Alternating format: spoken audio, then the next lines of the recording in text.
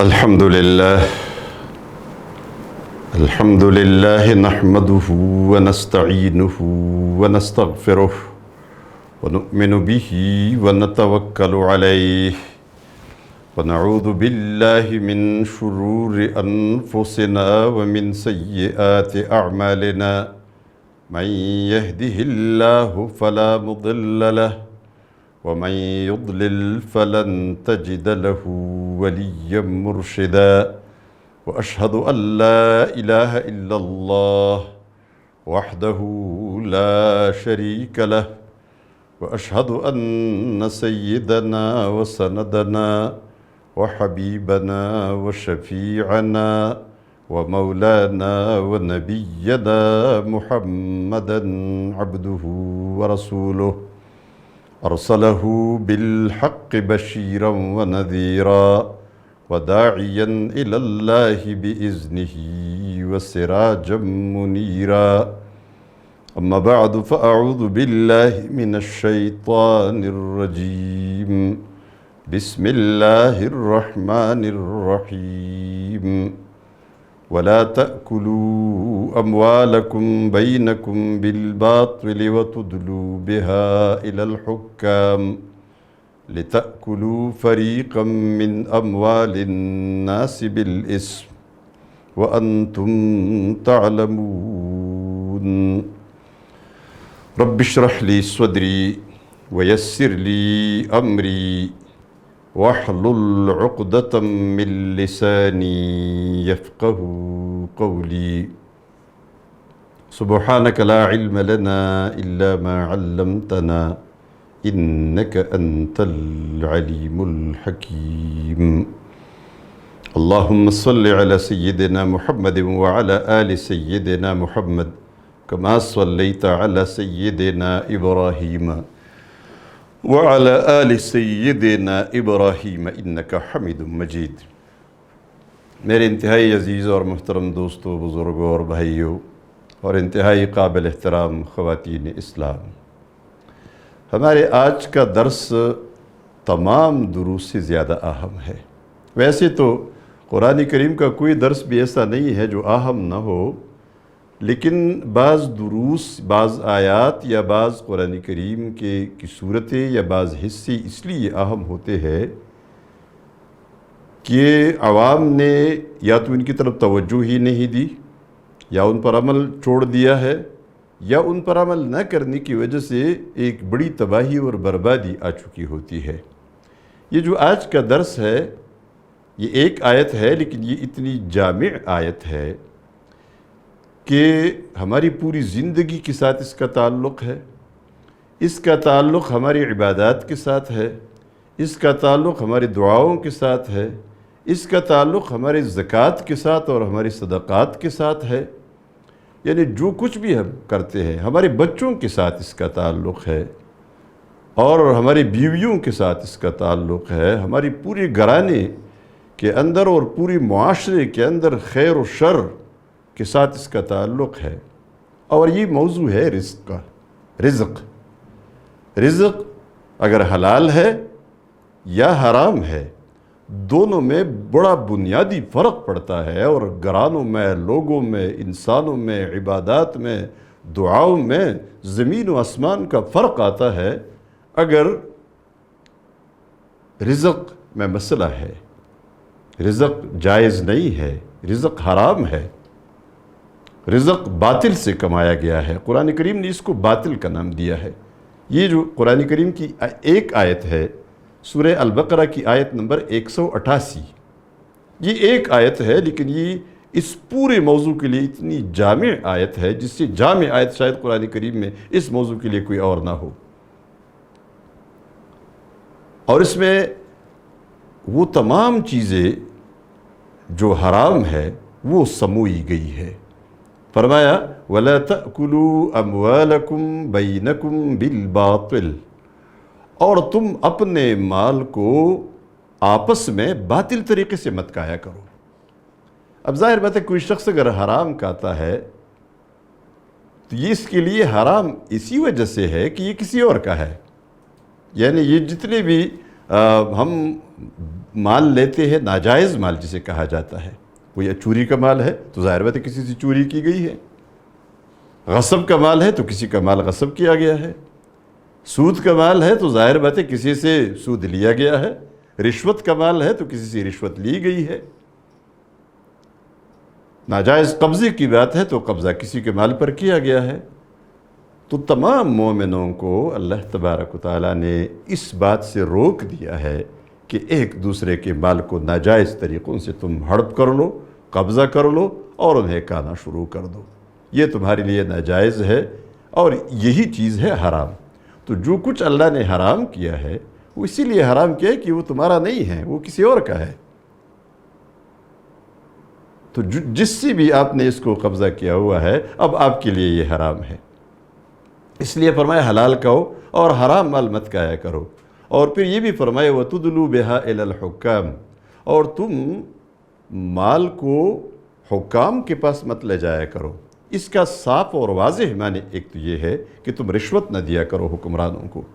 اور یہاں آپ دیکھیں بڑا عجیب قسم کا نکتہ پوشیدہ ہے، پوشیدہ نہیں ہے بلکہ کھلا ہوا ہے، اور وہ یہ ہے کہ اللہ فرماتے ہیں عوام سے خطاب کر کے تم حکمرانوں کو رشوت نہ دیا کرو۔ وہ اس لیے کہ وہ لوگ، وہ حکمران جو رشوت خور ہوتے ہیں، وہ آفیسر یا وہ لوگ جو رشوت لیتے ہیں کسی بھی طریقے سے کسی بھی جگہ، خواہ وہ سرکاری آفیسر ہو خواہ پرائیویٹ آدمی ہو، لیکن جس کے ساتھ کوئی کام کسی کا متعلق ہو اور وہ رشوت کے بغیر اسے نہیں کرتا، یہ حکم یہاں اس شخص کو نہیں ہے کہ تم رشوت نہ لو، اگرچہ وہ رشوت میں برابر کا شریک ہے اور رشوت دینے والا لینے والا دونوں دوزخی ہے، لیکن حکم ہوا ہے عوام کو، عام لوگوں کو، کہ تم حکمرانوں کو رشوت نہ دیا کرو، اس لیے کہ رشوت خور انسان، کرپٹ انسان، بدعنوان انسان، وہ جو بھی ہو، بڑا ہو چھوٹا ہو، یہ انتہائی بزدل آدمی ہوتا ہے، یہ بزدل انسان ہوتا ہے، اور یہ کرپشن ہی انسان کو بزدل بنا دیتی ہے۔ یہ نہیں کہہ سکتا کہ مجھے رشوت دے دو، یہ اپنے مختلف ذرائع سے آپ کو سمجھانے کی کوشش کرے گا۔ اس لیے اگر عوام رشوت دینا بند کر دے، کسی بھی مسئلے میں کوئی رشوت نہیں دوں گا میں وعدہ کروں، سب لوگ یہ وعدہ کرے، تو یہ تم سے رشوت کا مطالبہ نہیں کر سکتا۔ اس کا ایک مطلب ایک دوسرا بھی ہے، مفسرین نے لکھا ہے وَتُدْلُوا بِهَا إِلَى الْحُكَّامِ، یہ مال اٹھا کر حکمرانوں کے پاس مت لے جایا کرو۔ یہ حکمرانوں کے پاس مت لے جایا کرو کا مطلب یہ ہے کہ کوئی مال ایسا ہے، کوئی جائیداد ایسی ہے، کوئی زمین ہے، کوئی گھر ہے، کوئی دکان ہے، کوئی بھی ملکیت جس کی ہے، کسی کو معلوم ہو جائے کہ اس شخص کے پاس جو اس کا مالک ہے اس کی کاغذی کارروائی مکمل نہیں ہے اور اس کے پاس ثبوت پوری نہیں ہے اور دعویٰ دائر کیا جا سکتا ہے، تو اس مال کے بارے میں ایک دعویٰ عدالت میں لے جایا جائے اور وہاں کیس شروع ہو جائے اور بعد میں کچھ لوگ کچھ دو پہ فیصلے ہو جائے یا کم از کم اس کو تنگ کر دیا جائے یا کچھ نہ کچھ اس سے حاصل کیا جائے، تو یہ کام بھی تم نہ کرو۔ یہاں تو یہ خاص طور پر رشوت کا ذکر ہوا کہ رشوت کے نتیجے میں قوم بزدل بن جاتی ہے، قوموں کے بچے بزدل بن جاتے ہیں، رشوت خور بزدل بن جاتا ہے۔ اور پھر رشوت خور کے بارے میں فرمایا کہ رشوت لینے والے پر دشمن بہت جلدی غالب آ جاتا ہے۔ یہ غالب اس لیے آ جاتا ہے کہ یہ پیسوں کا عاشق بن جاتا ہے، اور جب اس کو پیسے ملے تو یہ اپنی عزت بھی بیچ دیتا ہے، اپنے زمین بھی بیچ دیتا ہے، اپنا پورا ملک بھی بیچ دیتا ہے، اس لیے کہ اس کو مال چاہیے، خواہ وہ جہاں بھی ہو، جس طریقے سے بھی ہو۔ اس لیے رشوت خور قوم پر دشمن جلدی غالب آ جاتا ہے، یہ فرمایا۔ اب یہاں رزق کا تعلق ہے اور فرمایا باطل طریقے سے مت کھایا کرو، اور یہ رشوت تم اس لیے دیتے ہو لِتَأْكُلُوا فَرِيقًا مِّنْ أَمْوَالِ النَّاسِ بِالْإِثْمِ، تاکہ تم لوگوں کے مال کا ایک حصہ گناہ سے اور ظلم سے ہڑپ کر جاؤ، یہ کام نہ کیا کرو۔ اب دیکھیں رزقی حلال اور رزقی حرام، رزقی حلال کو سمجھنے کے لیے رزقی حرام کو سمجھنا ضروری ہے، اس لیے کہ اللہ نے ساری چیزوں کو حلال کر دیا ہے سوائے چند چیزوں کے جو حرام ہے، ان حرام کا ذکر کیا جائے تو باقی ساری چیزیں حلال ہے۔ تو حرام چیزیں باطل طریقے سے حاصل کی جانے والے، چوری سے، ڈاکہ سے، ظلم کر کے، غصب کر کے، سود کے ذریعے، رشوت کے ذریعے جتنا کچھ آتا ہے، یا یہ ہے کہ حرام چیزوں کا کاروبار ہو، جن چیزوں کو اللہ نے حرام کیا ہے۔ آپ یہ بات اچھی طرح سمجھ لے، نبی کریم صلی اللہ علیہ وآلہ وسلم نے فرمایا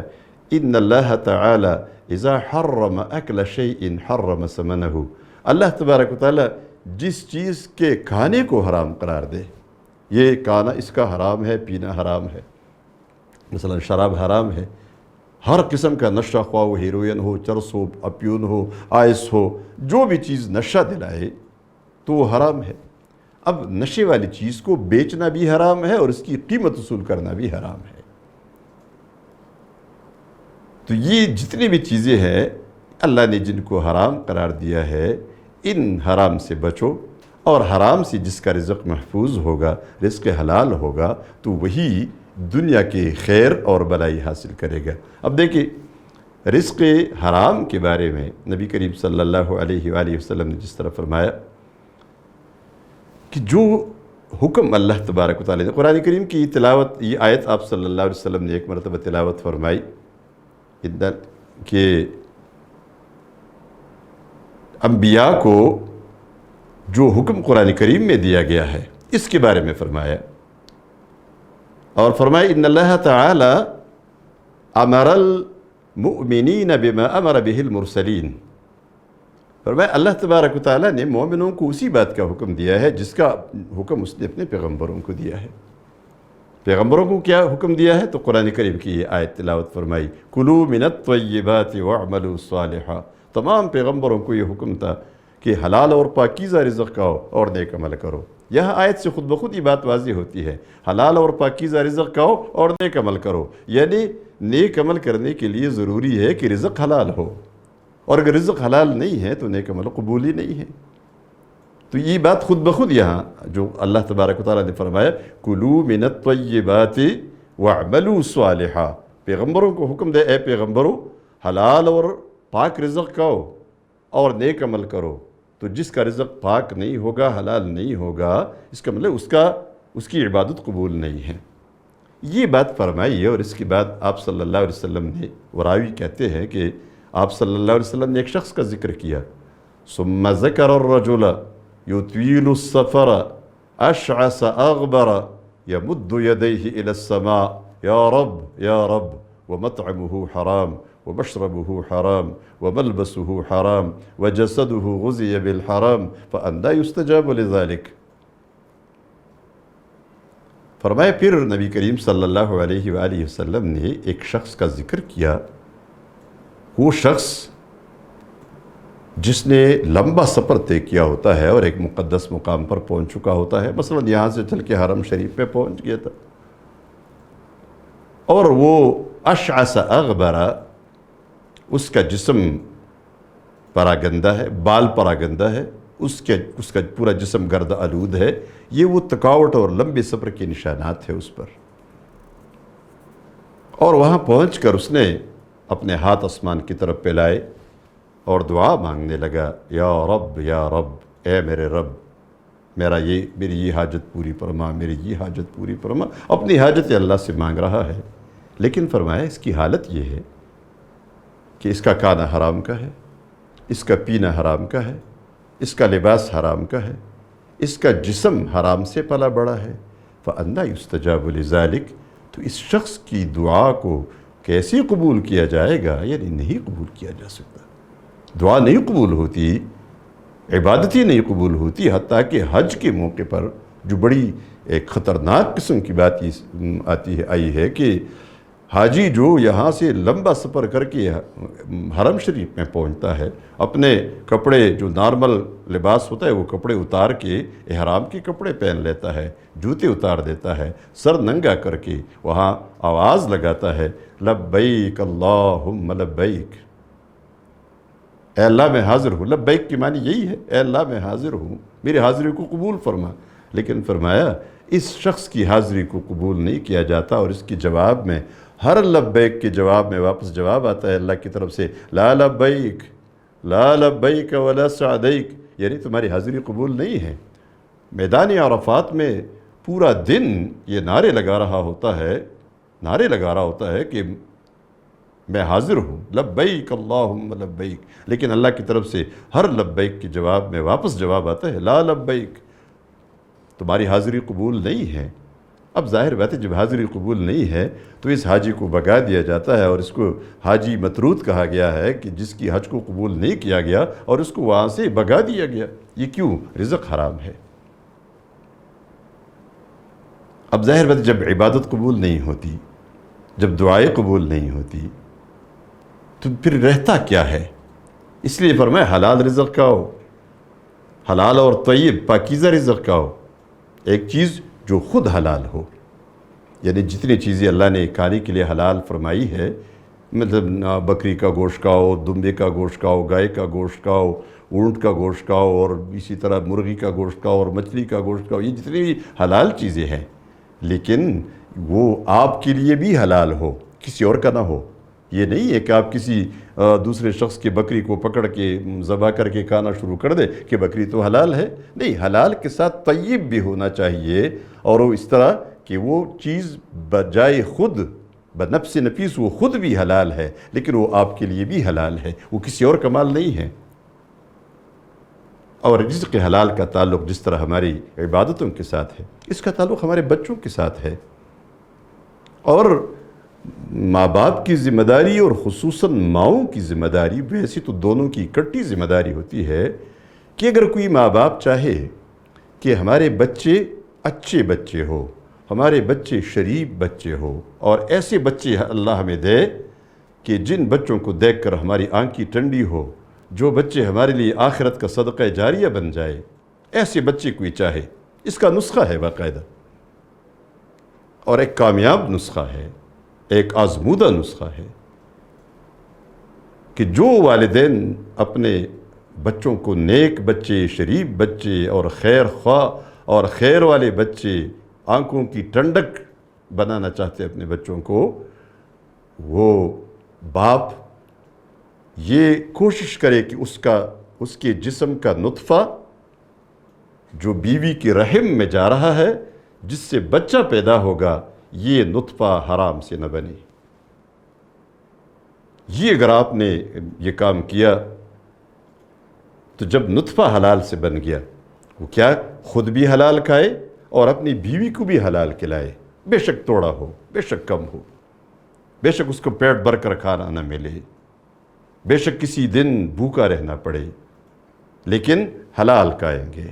حلال کھائیں گے، بیوی کو بھی حلال کھلائے، خود بھی حلال کھائے۔ نہ یہ رشوت کا مال ہے، نہ سود کا مال ہے، نہ کسی چوری کا مال ہے، نہ ملاوٹ کے ذریعے حاصل کیا ہوا مال ہے، نہ جھوٹ کے ذریعے حاصل کیا ہوا مال ہے، بلکہ یہ حلال، جائز، حلال اور طیب مال ہے، پاکیزہ مال ہے۔ خود بھی کھایا، بیوی کو بھی کھلایا، نطفہ بن گیا تو حلال کا بن گیا، بیوی کے رحم کے اندر وہ بیضہ بن گیا، جو نطفے سے مل کے جس سے بچہ پیدا ہوتا ہے، وہ بھی حلال سے بن گیا، اور جب یہ حلال سے بن گیا، بچہ حلالی پیدا ہوا۔ حلال نطفے سے پیدا ہونے والا بچہ جب پیدا ہوگا، کچھ بہت زیادہ تربیت کی ضرورت نہیں پڑے گی، یہ بچہ خیر ہی خیر ہے، یہ پیدا ہوتی ہی یہ خیر کے کام شروع کرے گا، اس کے پیدا ہونے کے ساتھ ہی گھر میں خیریت اور گھر میں بلائی اور گھر میں عافیت آئے گی۔ اور اگر خدا نخواستہ یہ نطفہ حرام کا بنا ہے،